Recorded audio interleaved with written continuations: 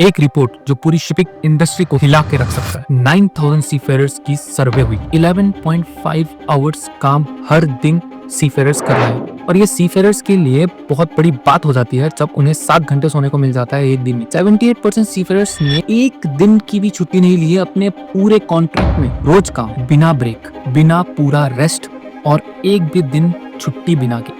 ये कोई एक्सीडेंट का इन्विटेशन नहीं है तो और क्या है। पर फिर भी पोर्ट स्टेट रिपोर्ट्स ये क्लेम करती है कि सारे सीफेयरर्स को प्रॉपर रेस्ट मिल रहा है और सब कुछ कॉम्प्लायंस में है। अगर कोई सीफेयरर अपनी असली वर्किंग आवर नोट करता है तो उसका कॉन्ट्रैक्ट खतरे में आ सकता है, उसे पेनल्टी लग सकती है, उसका करियर खत्म हो सकता है, शिप ओनर्स का काम हो जाए। बट क्रू की कोई चिंता नहीं। जितने कम लोग होंगे एक शिप पर उतना ज्यादा काम करना होगा हर एक क्रू मेंबर को। गलतियां होती है, एक्सीडेंट होते हैं और जब एक्सीडेंट होते हैं तो जिंदगी बर्बाद भी होती है। सालों तक इनके बारे में कोई बात नहीं करता था। जो लोग 90% ग्लोबल रेट चला रहे हैं, जो हर एक शिप पर कार्गो लेकर जा रहे हैं, जो दुनिया के हर एक कोने तक ऑयल, कॉफी, गैजेट्स पहुंचा रहे हैं, उनकी खुद की कहानी कोई सुनने के लिए तैयार नहीं था। सुबह से लेकर रात तक काम करना बिना किसी छुट्टी के।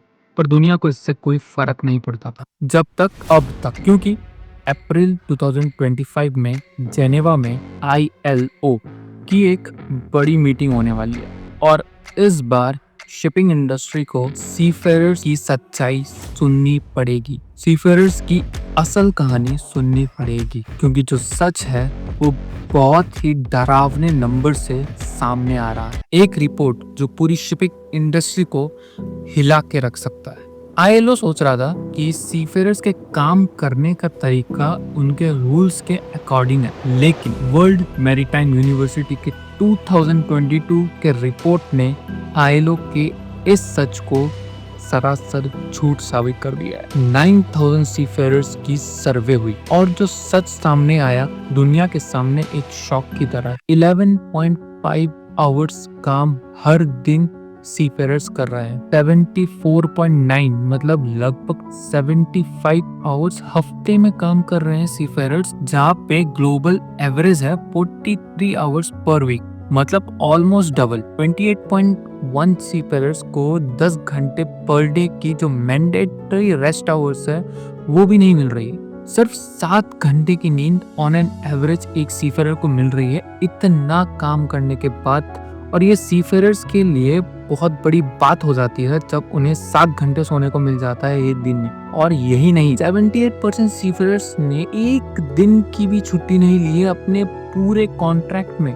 मतलब on an average her seafarers का 6 से 7 महीनों का कॉन्ट्रैक्ट होता है और उन महीनों में एक दिन की भी फुल डे ऑफ नहीं मिली है 78% सीफेयरर्स को। 88.3% सीफेयरर्स ये कहते हैं कि उन्होंने वर्क रेस्ट आवर की जो लिमिट है वो महीने में तोड़ी हुई है। 16.5% ने ये भी कहा कि उन्होंने लगभग 10 बार से ज्यादा एक महीने में वर्क रेस्ट आवर्स की लिमिट और रूल्स को तोड़ा है। अब एक बात सोचिए, रोज काम, बिना ब्रेक, बिना पूरा रेस्ट और एक भी दिन छुट्टी बिना के। ये कोई एक्सीडेंट का इन्विटेशन नहीं है तो और क्या है। पर फिर भी पोर्ट स्टेट रिपोर्ट्स ये क्लेम करती है कि सारे सीफेयरर्स को प्रॉपर रेस्ट मिल रहा है और सब कुछ कॉम्प्लायंस में है। हिपोक्रेसी की भी सीमा होती है, मतलब सब रूल्स फॉलो हो रहे हैं। झूठ।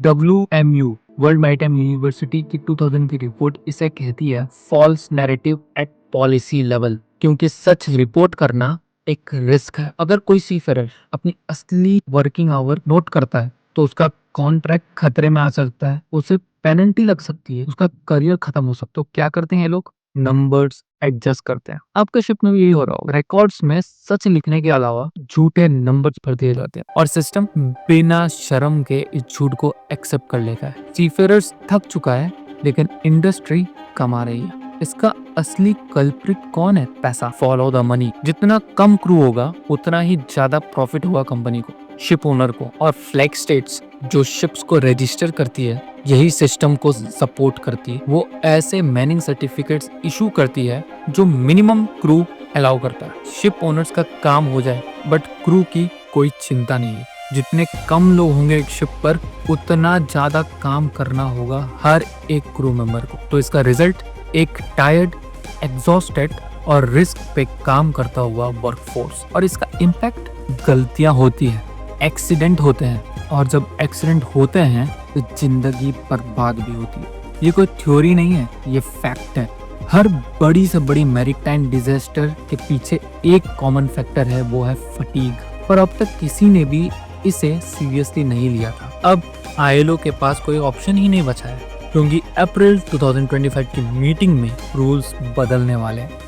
तो अप्रैल 2025 जेनेवा मीटिंग में क्या बदलने वाला है?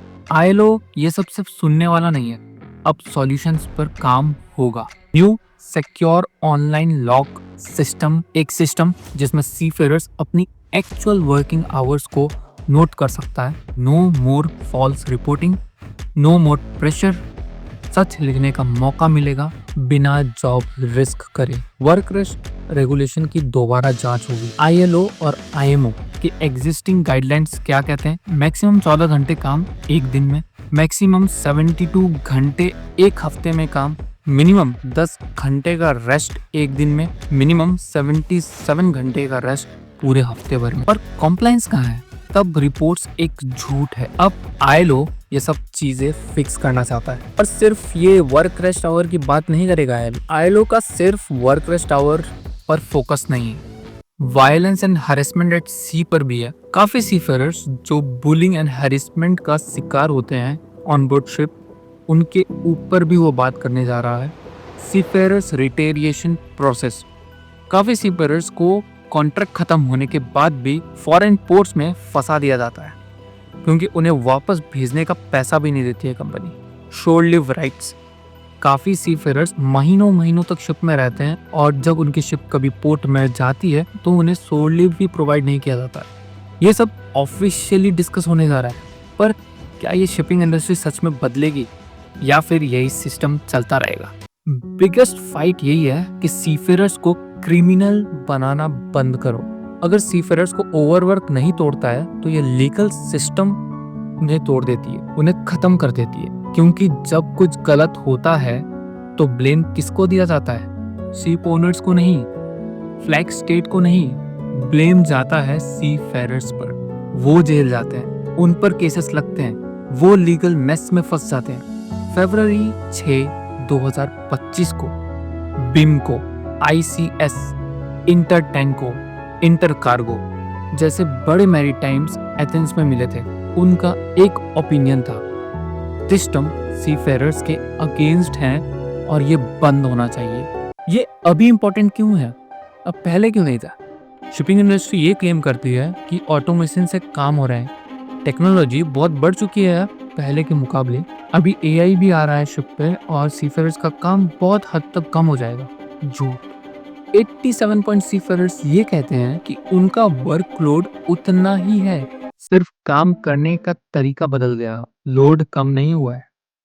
टेक्नोलॉजी आई है, AI आ रहा है, लेकिन किसी भी वर्कलोड को कम नहीं कर रहा है। बस सीफेरर्स के काम करने का तरीका और काम जिसमें पहले हो रहा था वो काम अब शिफ्ट हो चुका है, लेकिन काम उतना ही है, वर्कलोड उतना ही है। पर अब आईएलओ फाइनली एक्शन ले रहा है। पहली बार चेंजेस होने की उम्मीद आई है, और अगर ये सही हुआ तो सीफेरर्स को उनका हक मिलेगा। ये सिर्फ एक मीटिंग नहीं होने वाली, ये एक रिवॉल्यूशन है। अब सिर्फ एक सवाल बचा है, क्या शिपिंग इंडस्ट्री फाइनली सीफेरर्स की सुनेगी?